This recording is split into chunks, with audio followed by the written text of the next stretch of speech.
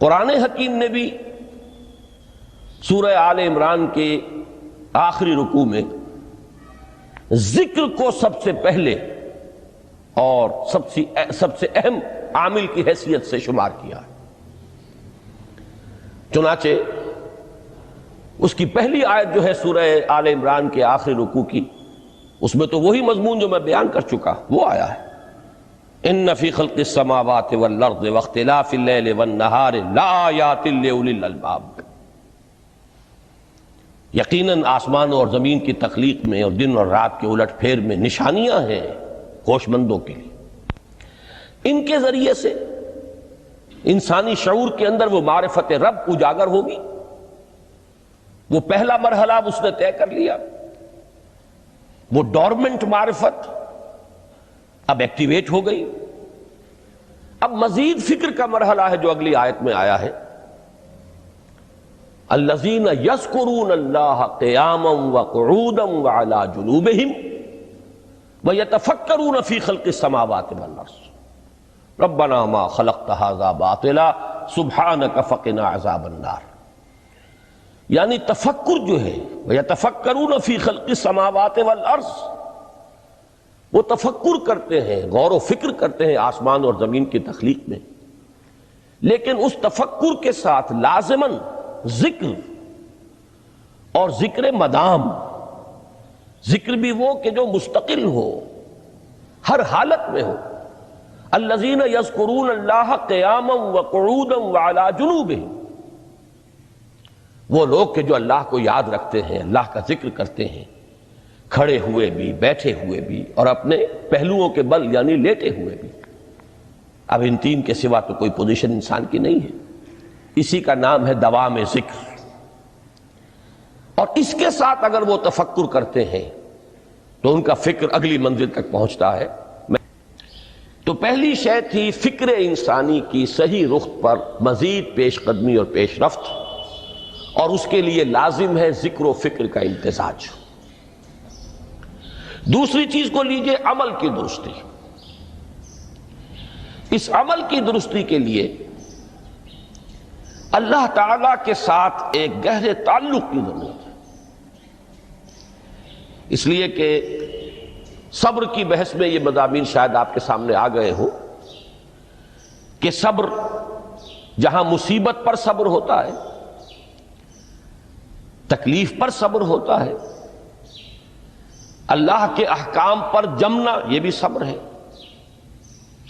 نفس کی خواہشات کی باغ کو تھام کر رکھنا، کھینچ کر رکھنا یہ بھی صبر ہے، اور استقامت کسی شے پر قائم رہنا یہ بھی صبر ہے۔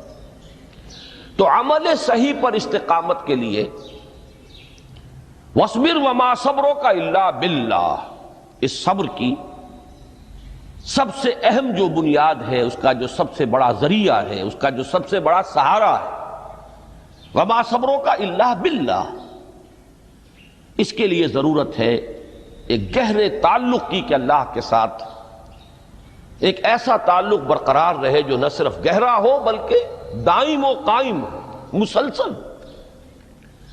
ذرا ظہول ہوگا تعلق مع اللہ میں، ذرا کمی آئے گی، شیطان کا وار کاری ہو جائے گا۔ اسی کو حضور نے حدیث میں یوں تعبیر کیا ہے تمثیلاً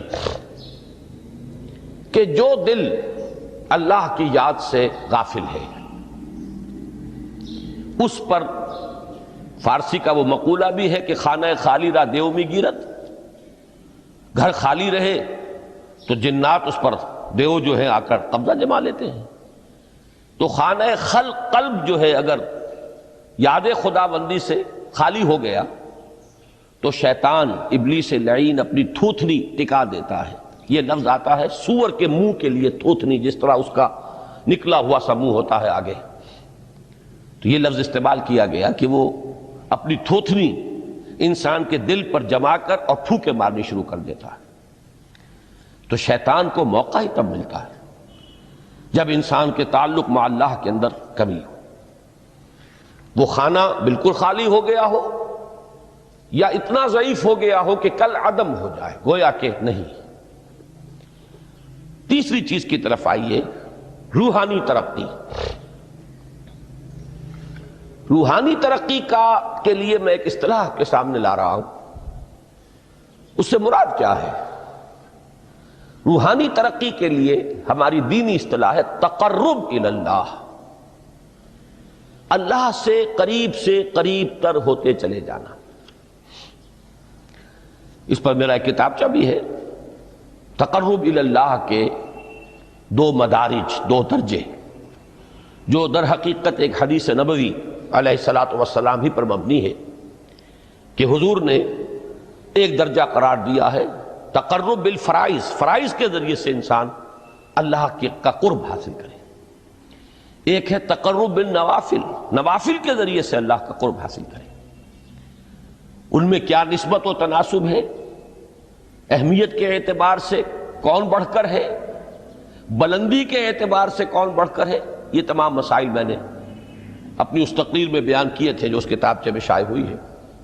اس وقت میں اس کی تفصیل میں نہیں جا رہا، صرف یہ تذکرہ اس لیے کر رہا ہوں کہ جن کو بھی خواہش ہو جائے وہ اس کا مطالعہ کرے. ہماری اس وقت کی گفتگو سے وہ کتابچہ اس جگہ پر منسلک ہوگا.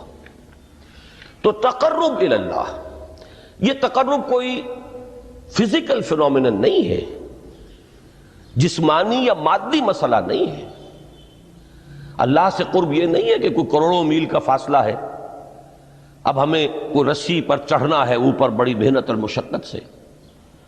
فصل تو ہے ہی نہیں، فاصلہ ہے ہی نہیں، بعد ہے ہی نہیں. نحن اقرب الیہ من حبل الورید، ہم تو انسان سے اس کی شہرگ سے بھی زیادہ قریب ہیں. ہوا معکم اینما کنتم، وہ تو تمہارے ساتھ ہی ہوتا ہے جہاں کہیں بھی تم ہو. بس صرف یہ کہ تمہاری توجہ نہیں ہوتی، تم اور چیزوں میں مشغول و مصروف رہتے ہو، تم ہماری طرف دھیان ہی نہیں دیتے، تم ہماری طرف متوجہ ہی نہیں ہوتے. ہم تو مائل بے کرم ہے، کوئی سائل ہی نہیں، راہ دکھلائیں کسے رہنو منزل ہی نہیں. انسان جب متوجہ ہو جاتا ہے اور بڑھتا ہے، آگے پیش قدمی کرتا ہے روحانی اعتبار سے، تو یہ ہے در حقیقت تقرب الی اللہ، اور اسی کو ہم کہیں گے روحانی ترقی. اب ان تین چیزوں کو اگر آپ نے ذہن میں جما لیا، پھر میری بات کی ترتیب اس کو ذہن میں قائم کیجئے. ہم چلے کہاں سے؟ کہ دین کے ساتھ اصل مناسبت فلسفے کی نہیں، حکمت کی. نمبر 2، حکمت قرآنی کا پہلا اور اہم ترین اور بنیادی مسئلہ معرفت رب کا حصول ہے. اس کا نتیجہ شکر خداوندی ہے. اس کا ذریعہ آیات آفاقی، آیات انفسی، اور سب سے بڑھ کر آیات قرآنیہ ہیں جو الذکر ہے، جو تذکرہ ہے، جو ذکرہ ہے. لیکن اس پہلے مرحلے کو اگر کوئی انسان بفضل ہی تعالی، اللہ کے فضل و کرم سے طے کر لے، اب اس کے سامنے تین مسئلے. فکر کی مزید پیش رفت، مزید پیش قدمی صحیح رخ پر، اس کے لیے ذکر اور فکر دونوں کا امتزاج لازمی ہے. فقر قرآن اختلاط ذکر و فکر.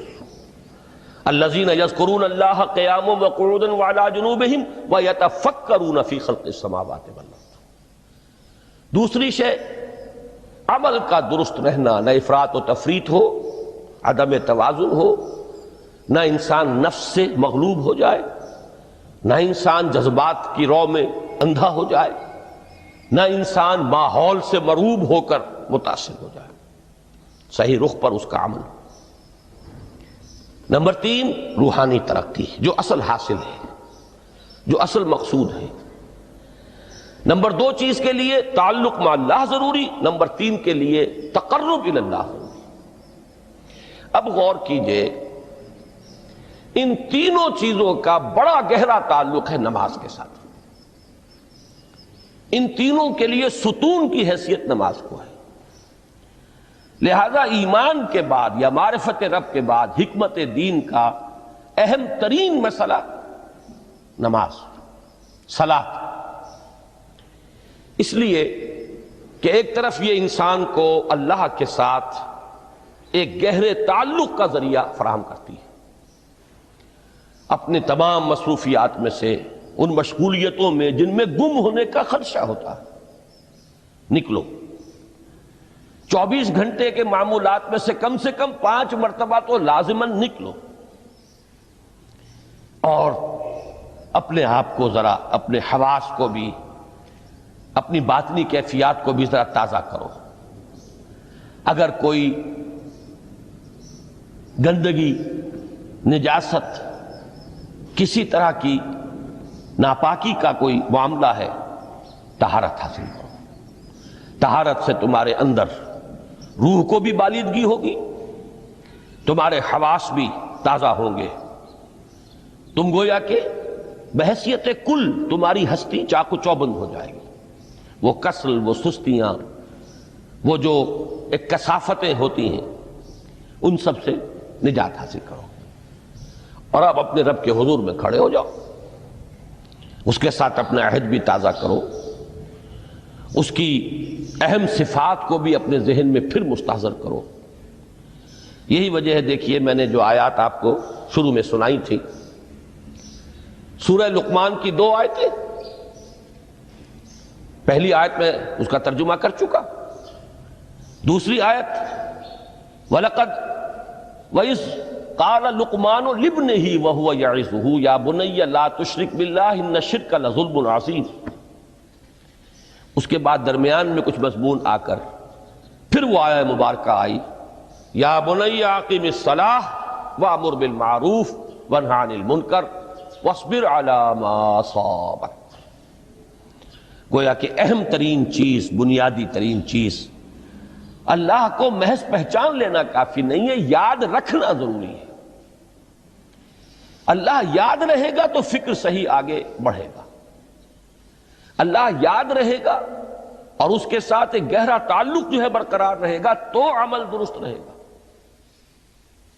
بالکل یہی بات سورہ طٰہٰ میں جو پہلی وحی حضرت موسیٰ علیہ السلام پر ہوئی، اور پہلا مخاطبہ ہے، چونکہ حضرت موسیٰ کو یہ انبیاء کرام کے مقدس گروہ میں ایک امتیازی حیثیت حاصل ہے کہ ان سے براہ راست گفتگو ہوئی ہے، اگرچہ صرف ایک پردہ تھا، اوٹ من ورائے حجاب گفتگو ہوئی ہے، لیکن یہ کہ کوئی فرشتے کا درمیانی جو ہے وہ لنک نہیں تھا، براہ راست اللہ تعالیٰ نے حضرت موسیٰ علیہ السلام سے کلام فرمایا۔ کلم اللہ موسیٰ تکلیما، موسیٰ سے تو اللہ نے کلام فرمایا جیسے کہ کلام کیا جاتا ہے۔ تو پہلا مخاطبہ ہے، یہ پہلا مکالمہ ہے، پہلی وحی کہیے، اسی میں یہ الفاظ بھی موجود ہیں، اننی انا اللہ لا الہ الا انا فاعبدنی واقم الصلاۃ لذکری۔ یہ گویا کہ حکمت قرآنی کا ایک بہت بڑا خزانہ ہے یہ آیت مبارکہ، کہ خود حضرت موسیٰ علیہ السلام کو جو ہدایت دی جا رہی ہے، میں ہوں، میں اللہ، اننی انا اللہ لا الہ الا انا، میرے سوا کوئی معبود نہیں، فاعبدنی، بس میری بندگی، میری عبادت، میری پرستش، میری محبت، اس کو اختیار کرو۔ وَأَقِمِ الصَّلَاةَ لِذِكْرِي، اور نماز کو قائم رکھو میری یاد کے لیے۔ بلکہ اسی سلسلہ کلام میں آگے چل کر سورہ طٰہٰ میں آتا ہے، کافی گفت و شنید کے بعد جب حضرت موسیٰ نے کچھ معذرت بھی کی، کچھ دعائیں بھی کی، اللہ نے ایک دعا قبول بھی کی کہ ان کے بھائی کو بھی شریک کر دیا، حضرت ہارون کو بھی۔ اس کے بعد پھر جب فرمایا کہ اب جاؤ فرعون کی طرف، تو اس میں فرمایا وَلَا تَنِيَا فِي ذِكْرِي، اور دیکھنا یہ جو عظیم مشن تمہارے کندھے پر آ گیا ہے، بڑا بھاری اور کٹھن ایک فرض ہے جو تم پر عائد ہو گیا ہے، اس کے لیے سب سے بڑی تمہارے پاس جو قوت کا ذریعہ ہے وہ نماز ہے۔ اقیم فلا تنیا عن ذکری، میری یاد میں کبھی غفلت نہ کرنا، اس میں کبھی کوئی کمی نہ آنے دینا۔ جیسا کہ میں نے عرض کیا تھا کہ جیسے ہی وہ تعلق جو ہے کمزور پڑتا ہے یا منقطع ہو جائے معاذ اللہ، تو پھر انسان گویا کہ شیطان کے لیے ایک لقمہ تر بن جاتا ہے۔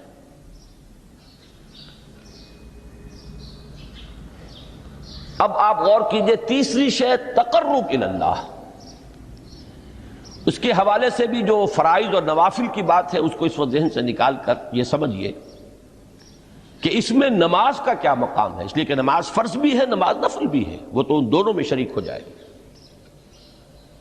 اب اس کو لفظ صلاۃ کے حوالے سے آپ ان دونوں چیزوں کو سمجھیے۔ صاد لام واو یا یہ چونکہ حروف علت ایک دوسرے سے بدلتے رہتے ہیں، یہ جو مادہ ہے اس کی جو خالص لغوی اصل ہے، جو خالص عربی زبان میں اس کا بنیادی مفہوم ہے، وہ آگ جلانا یا آگ تاپنا یا آگ سینکنا، حرارت حاصل کرنا۔ لہذا بار بار آتا ہے جہنم کے ذکر میں، اسلوہا، اب جلو اس میں، تاپو اس کو، یہ سینکے گی تمہیں۔ بلکہ تفتلون کا لفظ آیا ہے حضرت موسیٰ کے کلام میں، جب وہ گئے تھے کوہ طور پر، جب پہنچ گئے تو تھے آگ تک کی تلاش میں، لعلکم تفتلون، تو اپنے اہل خانہ سے یہی کہا تھا کہ مجھے کہیں وہ روشنی نظر آ رہی ہے، غالباً کوئی وہاں سے آگ مل سکے گی، ورنہ یہ کہ کوئی رہنمائی کو رستہ مجھے مل سکے گا، میں وہ آگ لے آؤں گا، کوئی چنگاری وہاں سے لے آؤں، لعلکم تفتلون، تاکہ تم، اب یہ اصطلاح در حقیقت باب افتعال ہے، اور یہ تے یہاں پر توئے کی شکل اختیار کر گئی، تا نے توبن کی صورت اختیار کی صاد کی وجہ سے۔ بہرحال اس کا سب سے بنیادی مفہوم جو ہے وہ ہے تاپنا، سکائی حاصل کرنا، حرارت۔ اس کے حوالے سے سمجھ لیجئے کہ سب سے بنیادی تعلق اس کا جو ہے وہ روح کے ساتھ ہے۔ روح میں محبت خداوندی کی آگ اگر ٹھنڈی پڑ گئی ہو، اگر محبت خداوندی کی حرارت میں کمی ہو رہی ہو، تو اس کو اثر نو، جس کو کہ میں آج سوچ رہا تھا تو ایک لفظ ذہن میں آیا کہ جیسے بیٹری اس کو ریچارج کیا جاتا ہے، اسی طریقے سے روح کے اندر محبت خداوندی کی اس حرارت کو اثر نو تازہ کرنا، یہ ہے در حقیقت نماز کا اصل مقصد۔ اس لیے کہ اس لفظ کا بنیادی مفہوم، اصل لغوی مفہوم تو یہ، اگرچہ اس کا سب سے زیادہ کثرت سے جو استعمال ہوتا ہے، اور لفظ صلاۃ جس سے در حقیقت جس تصور پر مبنی ہے وہ ہے اقدام، کسی کی طرف متوجہ ہونا اور پھر دعا۔ صلاۃ کا سب سے قریبی مفہوم لفظی جب بیان کیا جائے گا، اس سے مراد، اس کے معنی، تو دعا اس میں اہم ترین ہے۔ کسی کی طرف توجہ کرنا، مناجات کرنا، گفتگو کرنا، مخاطبہ، مکالمہ، دعا، یہ در حقیقت صلاۃ کا سب سے بڑا اصطلاحی مفہوم ہے۔ لیکن جو اس کا مادہ ہے، صاد لام واو یا صاد لام یا، اس کا اصل مفہوم جو ہے وہ تاپنا، حرارت حاصل کرنا۔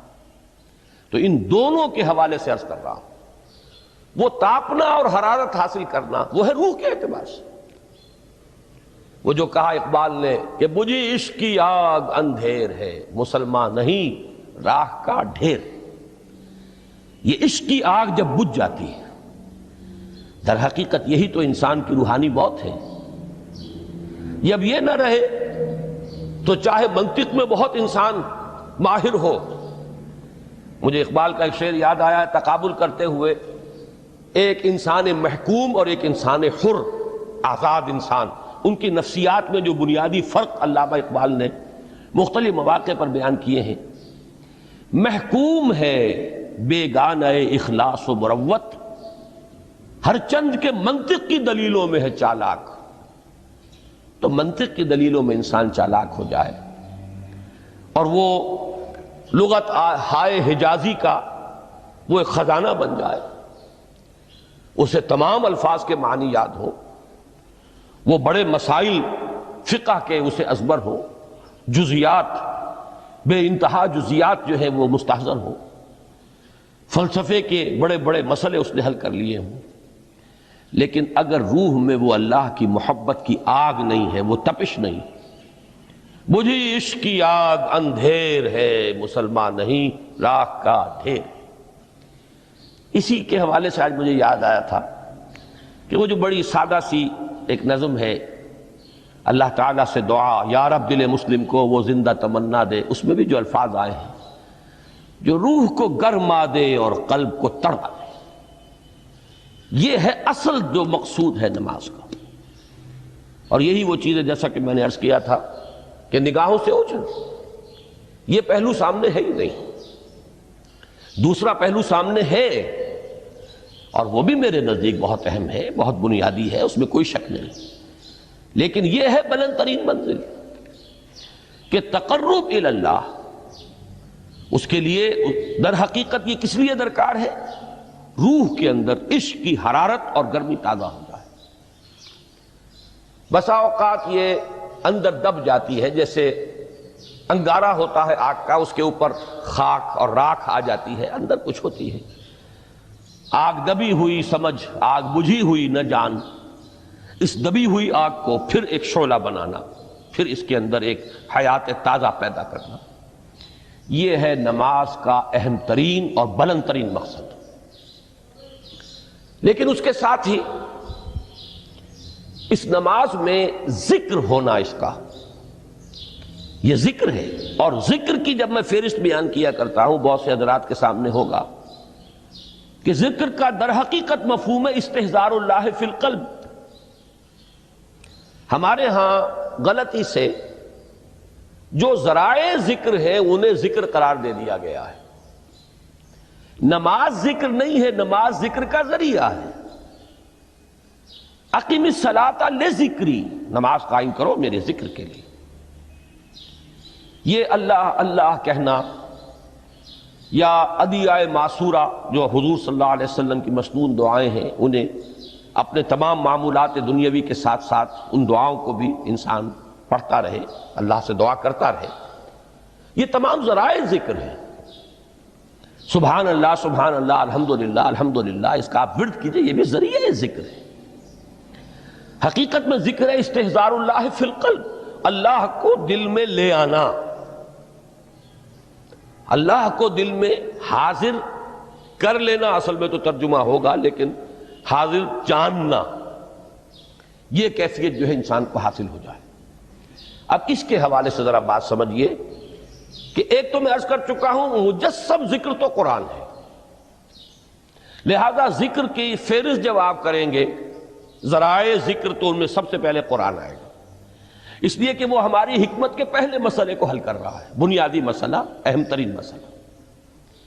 دوسرے نمبر پر ذکر جو ہے، اب اس کے لیے کچھ اصطلاحات جو میرے مختلف دروس میں شاید آپ کے سامنے بعد میں آئیں یا پہلی آ چکی ہوں، ان کے حوالے سے میری بات سمجھیے۔ ایک ذکر غیابی ہے، تھرڈ پرسن میں صیغہ غائب میں اللہ کی یاد کرنا، اللہ اکبر اللہ اکبر اللہ اکبر۔ اب یہ اللہ اکبر جو ہے یہ جملہ اسمیہ خبریہ ہے، ایک حقیقت کی تکرار آپ کر رہے ہیں، اللہ سب سے بڑا ہے، اللہ سب سے بڑا ہے، سبحان اللہ سبحان اللہ سبحان اللہ۔ یہ در حقیقت ذکر غیابی ہے کہ آپ اس میں مخاطب نہیں ہیں اللہ سے، ایک ذکر خطابی کہیں یا ذکر حضوری کہیں، جس میں مکالمہ ہوتا، جس میں گفتگو ہوتی۔ تو نماز در حقیقت ذکر حضوری اور ذکر خطابی کی بلند ترین شکل ہے۔ اس لیے میں نے عرض کیا تھا کہ نماز کے لفظ یا صلاۃ کے لفظ، یہ اصطلاحی معنی جو اکثر و بیشتر کیے جاتے ہیں وہ ہے دعا، اور دعا میں ہوتا کیا ہے؟ مکالمہ ہے، مخاطب، اے اللہ، اے میرے رب، اے پروردگار۔ پھر یہ کہ اس میں اقدام اور کسی کی طرف متوجہ ہونا، یہی وجہ ہے کہ افتتاح صلاۃ، نماز کو شروع کرنے کے لیے ایک تو وہ الفاظ جو قرآن مجید میں آئے ہیں، انی وجہت وجہی للذی فطر السماوات والارض حنیفا وما انا من المشرکین، یہ ہے توجہ کا ارتکاز، بشرطے کہ یہ صرف الفاظ ہی نہ نکل رہے ہوں، واقعتاً یہ تعبیر ہو اس وقت کی انسان کی نفسیاتی کیفیت کی، کہ شعوری طور پر وہ فیصلہ کرتا ہے کہ اب میں منقطع ہو رہا ہوں، ہر چہار طرف سے اپنی توجہ کو ہٹا کر، ہر مسئلے سے اپنے آپ کو خالی و ذہن کر کے یعنی ظاہری اور باطنی دونوں اعتبار سے میں اپنی توجہ کا ارتکاز کر رہا ہوں اس ذات کی طرف جس نے آسمانوں اور زمین کو پیدا کیا، اور بالکل یکسو ہو کر رہا ہوں۔ انی وجہت وجہی للذی فطر السماوات والارض حنیفا وما انا من المشرکین۔ اور دوسری وہ جو دعا جس سے ہم افتتاح کرتے ہیں اپنی نماز کا، دیکھیں اس میں خطاب کا کس قدر اہتمام، وہاں سبحان اللہ نہیں ہے، سبحانک اللہم، پاک ہے تو اے رب ہمارے، وبحمدک وتبارک اسمک وتعالی جدک۔ اب آپ غور کر رہے ہیں، یہ ہے تخاطب، براہ راست مخاطب ہونا شروع ہو رہی ہے۔ تو سب سے پہلی بات تو یہ ہوئی کہ ذکر کی ایک شکل ہے ذکر غیابی، دوسری ذکر حضوری، اور ذکر حضوری یا ذکر خطابی کی بلند ترین منزل، بلند ترین اس کا ذریعہ نماز۔ اس کو ایک پہلو سے اور سمجھ لیجئے، سورہ فاتحہ جب پھر ہم پڑھتے ہیں جسے الصلاۃ کہا گیا ہے، جو لب لباب ہے، خلاصہ ہے، اس میں پھر تدریجاً غیاب سے حضور کی طرف پیش قدمی ہوتی ہے۔ الحمدللہ رب العالمین الرحمن الرحیم مالک یوم الدین، یہ ذکر غیابی ہے، اس میں ابھی خطاب نہیں آیا، یہ وہی جملہ اسمیہ ہے۔ کل تعریف اس اللہ کے لیے ہے جو تمام جہانوں کا پروردگار ہے، مالک ہے، جو رحمان ہے، رحیم ہے، جزا و سزا کے دن کا مختار و مالک ہے۔ اب یہ غیاب سے حضور کی طرف، ایاک نعبد و ایاک نستعین اہدنا الصراط المستقیم، یہ ہے وہ۔ اب پہلے ایک معاہدہ ہے، ایک اقرار ہے، اعتراف ہے، وعدہ ہے، اور پھر دعا ہے، استدعا ہے کہ حضور نے فرمایا، یقول اللہ تعالی، اللہ یہ فرماتا ہے، اسی لیے اس کو حدیث قدسی کہیں گے، قسمت الصلاۃ بینی و بین عبدی نصفین، میں نے نماز کو اپنے اور اپنے بندے کے مابین آدھا آدھا تقسیم کر دیا ہے۔ اب یہاں تک تو جملہ ہے اللہ کا، یہ ہے حدیث قدسی۔ اب آگے جو ہے نریشن اس کی جو ہے حضور صلی اللہ علیہ وسلم کی جانب سے ہے، یعنی خبر دے رہے ہیں وہ اللہ کی طرف سے ہی۔ ویسے تو تمام احادیث ہی گویا کہ ہم سمجھتے ہیں انسپائرڈ تو اللہ کی طرف سے ہی ہے، لیکن یہ کہ جہاں صراحت ہو کہ اللہ کہتا ہے وہ حدیث قدسی ہے۔ تو یقول اللہ تعالی قسمت الصلاۃ بینی و بین عبدی نصفین، یہاں تک تو حدیث قدسی ہے۔ اب دوسری عام حدیث ہے، اذا قال العبد الحمد للہ رب العالمین یقول اللہ تعالی حمدنی عبدی، جب بندہ کہتا ہے الحمدللہ رب العالمین، پروردگار کہتا ہے میرے بندے نے میری حمد کی۔ جب بندہ کہتا ہے الرحمن الرحیم، پروردگار فرماتا ہے ثنا علی عبدی، میرے بندے نے میری ثنا کی، بڑی تعریف کی۔ جب بندہ کہتا ہے مالک یوم الدین، اللہ فرماتا ہے مجدنی عبدی، میرے بندے نے میری بڑی بزرگی بیان کی ہے، تمجید کی ہے۔ پھر جب بندہ کہتا ہے ایاک نعبد و ایاک نستعین، اللہ فرماتا ہے ھذا ما بینی و بین عبدی ولعبدی ما سأل، یہ ہے میرے اور میرے بندے کے درمیان۔ یہ تو معاہدہ ہے نا، معاہدے میں تو دو فریق جکڑے جاتے ہیں، بند جاتے ہیں، یہ میرے اور میرے بندے کے درمیان ہے، اور میرے بندے نے جو طلب کیا میں نے دیا، اس لیے کہ اس میں طلب بھی تو ہے، ایاک نستعین، تیری مدد چاہتے ہیں، یہ طلب ہے۔ اسی کی شرح ہے جو اب آخری 3 آیتیں ہیں، پروردگار ہم تیری مدد چاہتے ہیں، پروردگار ہم تیری ہی بندگی کرتے ہیں اور کریں گے، اور تیری ہی مدد چاہتے ہیں، چاہیں گے۔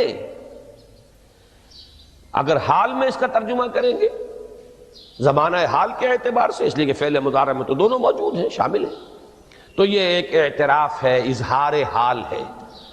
اللہ کرے کہ وہ واقعتاً صحیح اظہار حال ہو، ہم واقعی اللہ کی بندگی کرتے ہوئے یہ کہیں کہ ایاک نعبد، ورنہ اگر ہماری اصل صورتحال سے وہ مطابقت نہ رکھتا ہو تو پھر تو ایک طرح کا جھوٹ ہو جائے گا، غلط بیانی ہو جائے گی۔ ایاک نعبد، تیری ہی بندگی کرتے ہیں، اور مستقبل میں کیجئے، کریں گے، یہ ہے عہد، تیری ہی مدد چاہتے ہیں، تجھی سے مدد طلب کرتے ہیں، تجھی سے مدد چاہتے رہیں گے۔ اس کے لیے فرمایا وَلِعَبْدِ مَا سَأَلَ، اور پھر اس کے بعد وہ استدعا ہے اهدنا الصراط المستقیم صراط الذین انعمت علیہم غیر المغضوب علیہم ولا الضالین۔ اس حدیث میں اس کو ایک ہی جملے کو لیا گیا ہے، ایک ہی جملے کی حیثیت سے۔ جب بندہ یہ کہتا ہے تو اللہ فرماتا ہے ھذا لعبدی ولعبدی ما سأل، یہ خالص میرے بندے کے لیے ہے، اس بندے نے ایک درخواست پیش کی ہے اور میں نے گرانٹ کی، وہ اپلیکیشن، وہ ریکویسٹ گرانٹڈ ہم نے دے دی، ولعبدی ما سأل۔ یہ ہے اس کی تاثیر کا عالم،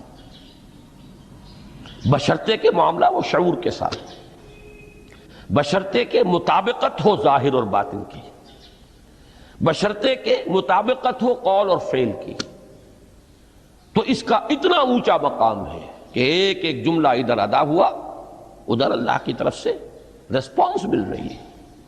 افلاک سے آتا ہے نالوں کا جواب آخر، اٹھتے ہیں حجاب آخر، کرتے ہیں خطاب آخر۔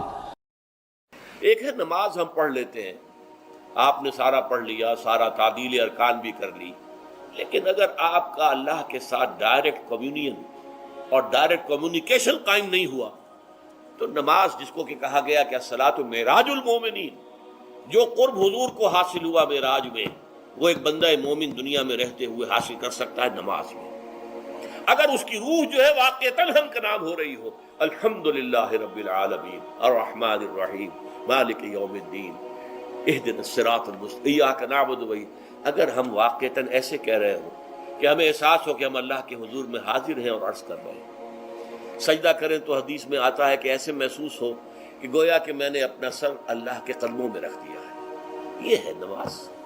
اب جو گفتگو ہو رہی ہے یہ ہم کلامی ہے، الصلاۃ معراج المومنین، اہل ایمان کے حق میں یہ نماز جو ہے یہ معراج کے درجے میں، لیکن یہ نماز کیسے نصیب ہوگی اگر روح سوئی ہوئی ہے، دبی ہوئی ہے، پسی ہوئی ہے، مزمحل ہے یا مردہ ہے؟ یہ نماز کیسے حاصل ہوگی؟ چاہے آپ پانچوں وقت کی نماز پڑھ رہے ہوں، چاہے آپ نے ہیبٹ بنا لیا ہو نماز کو، چاہے خوش بھی ہو گیا ہو، لیکن یہ کہ جب تک وہ روح بیدار نہ ہو، جب تک ہم کلامی نہ ہو، افلاک سے آتا ہے نالوں کا جواب آخر، اٹھتے ہیں حجاب آخر، کرتے ہیں خطاب آخر، جب تک یہ نہ ہو، جیسے کہ میں ایک حدیث قدسی انشاءاللہ آج سناؤں گا سورہ فاتحہ کے ضمن میں، کہ اللہ تعالیٰ کے سامنے جب کھڑا ہو کر انسان جب کہتا انی وجہت وجہی للذی فطر السماوات والارض حنیفا، دائیں بائیں سے بالکل اپنا تعلق کاٹ کر میں نے اپنا رخ کر لیا ہے اس اللہ کی طرف جس نے آسمانوں اور زمین کو پیدا کیا۔ اب یہ توجہ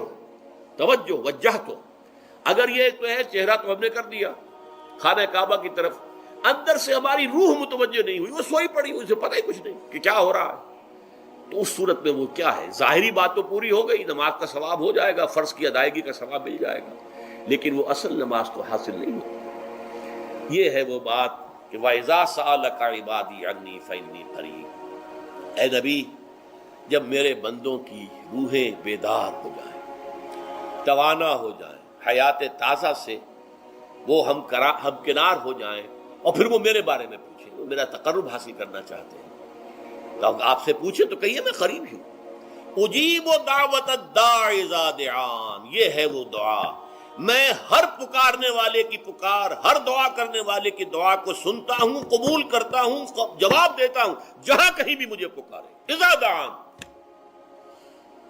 اس میں در حقیقت وہ مفہوم آ گیا ہے there and then wherever، آپ اپنے گھر میں ہو کر پکاریں اللہ کو، آپ بستر پر لیٹے ہوئے پکاریں اللہ کو، الذین یذکرون اللہ قیاما وقعودا وعلی جنوبہم، ہاں ٹھیک ہے، بعض مقامات بعض اوقات قبول دعا کے لیے زیادہ سازگار ہیں، حرم میں جا کر دعا مانگی جائے، اور منا میں عرفات میں خاص طور پر، جبل رحمت پر خاص طور پر، ملتزم جو ہے کعبے کا اس پر خاص طور پر، وہ ایام بھی ہیں خاص، لیکن یہ نہیں ہے کہ بقیہ دنوں میں آپ کے اور اللہ کے درمیان کو بڑا فاصلہ ہے۔ یہ سارا دنیا میں مشرکانہ نظاموں نے تصور پیدا کیا، اللہ تو دور ہے دور ہے دور ہے دور ہے، پاک ہے پاک ہے پاک، تم ناپاک ہو ناپاک ہو ناپاک ہو، اور تم تو بڑی پستی میں پڑے ہو، تم اللہ سے براہ راست ہم کلام نہیں ہو سکتے، کوئی درمیانی چاہیے، کوئی لنکس چاہیے، کوئی پجاری ہوگا، کوئی پروہت ہوگا، کوئی پنڈت ہوگا، کوئی پیر ہوگا، کوئی پادری ہوگا، کوئی پوپ ہوگا، اس کے ذریعے سے تم اللہ سے ہم کلام ہو، خود نہیں۔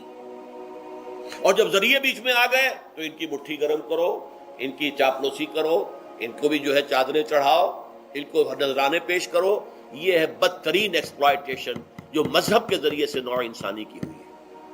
یہ دو ایکسپلائٹیشن دنیا میں ہوئی ہے تاریخ انسانی میں، ایک بادشاہوں کی طرف سے، خراج دو ہمیں، محنت تم کرو گے کھیت میں، آدھا حصہ ہمارے پاس آئے گا، ہم عیش کریں گے، ہم سٹینڈنگ آرمیز رکھیں گے تاکہ ذرا تم بغاوت کرو تو تمہارا سر کچل دیا جائے۔ یہ ایکسپلائٹیشن بدترین، مانگنے والا گدھا ہے، صدقہ مانگے یا خراج۔ دوسری طرف ہم بادشاہ ہیں، ہم چندر بنسی سورج بنسی خاندان ہیں، ہم راجپوت ہیں، حکومت کرنا ہمارا حق ہے۔ اور یہ پنڈت پروہت جو ہے وہ بھی کہیں گے کہ ٹھیک ہے، نصف لی و نصف لک وہذا قوم جاہلون، یہ عوام جو ہے ان کا خون چوسو، ہمیں یہ نذرانے پیش کریں، بتوں کو آ کے چڑھاوے چڑھائیں اور تمہیں خراج دیں اور ٹیکس دیں۔ They are to be exploited، exploit ہوگا۔ اسلام نے آ کر دونوں کا خاتمہ کیا، کوئی ملوکیت نہیں۔ زکوٰۃ ہے تو غربا کے لیے، بادشاہ کے لیے نہیں ہے،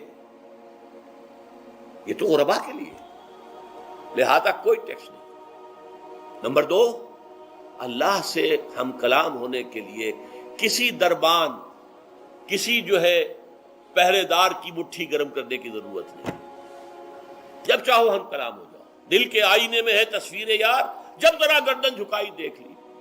یہ تو تم ہماری طرف متوجہ نہیں ہوتے، ہم تو ہر وقت کہتے ہیں، ہر شب کو آخری لمحات جو ہیں، آخری جو گھنٹے ہیں رات کے، سمائے دنیا تک ہم نزول فرما لیتے ہیں تمہارے لیے، اور پکارنے والا پکارتا ہے، حل من مستغفر فاغفر له، ہے کوئی استغفار کرنے والا کہ میں اسے بخش دوں؟ حل من سائل فاعطیہ، ہے کوئی مانگنے والا کہ میں اسے عطا کروں؟ تم ہی سوئے رہتے ہو، انٹا غفیر رہتے ہو، تمہیں ہماری طرف توجہ نہیں ہے۔